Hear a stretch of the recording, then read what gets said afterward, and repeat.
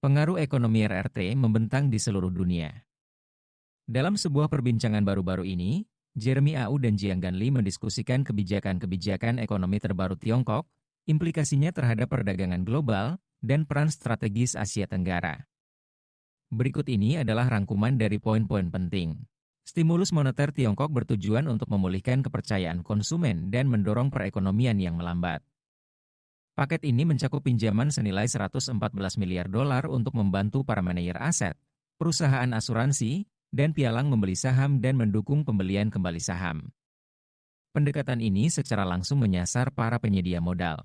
Politbiro telah menunda peluncuran langkah-langkah ini meskipun ada tekanan dari para ekonom internasional. Titik baliknya terjadi setelah AS mulai menurunkan suku bunga.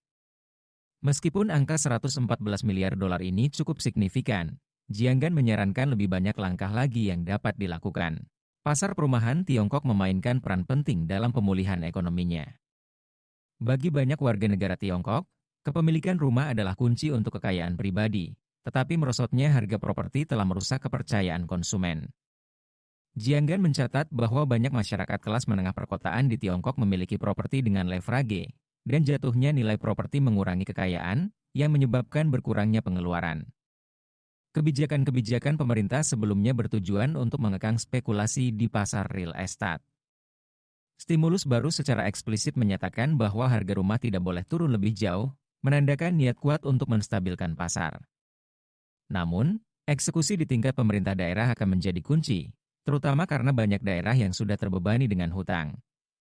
Pengaruh Tiongkok terhadap perdagangan lintas batas, terutama di Asia Tenggara, semakin besar.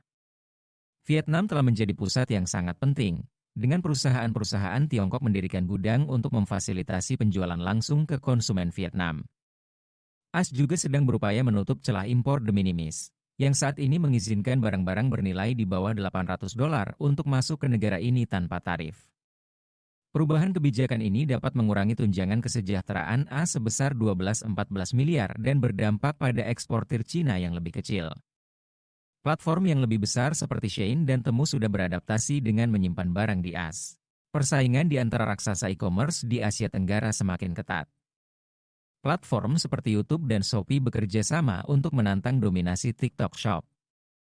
Konten video menjadi pendorong utama penjualan e-commerce, dengan platform yang mengintegrasikan testimoni video dan opsi pembelian instan. YouTube Shopping berekspansi ke pasar-pasar seperti Thailand dan Vietnam, dan Indonesia diperkirakan akan menjadi medan pertempuran berikutnya. Jiang Gan menunjukkan bahwa kemitraan antara YouTube dan Shopee merupakan peluang yang signifikan bagi kedua perusahaan jika dijalankan dengan baik. Vietnam bukan hanya pusat perdagangan lintas batas, tetapi juga merupakan pemain penting dalam dinamika perdagangan AS Tiongkok. Gudang-gudang di Vietnam merupakan bagian integral dari rantai pasokan, dengan barang-barang mengalir dari Cina ke Vietnam dan kemudian ke pasar lain. Jiang Gan menyoroti bagaimana bisnis Vietnam sangat kompetitif, dan lokasi strategis negara ini memungkinkannya untuk menavigasi pasar AS dan Cina. Asia Tenggara, khususnya Indonesia dan Vietnam, merespons pergeseran ekonomi global. Indonesia memberlakukan tarif pada barang-barang Cina, didorong oleh pengaruh platform seperti TikTok Shop. Lanskap e-commerce di Asia Tenggara terus berkembang, dengan platform seperti Shopee dan Lazada yang membentuk perilaku konsumen.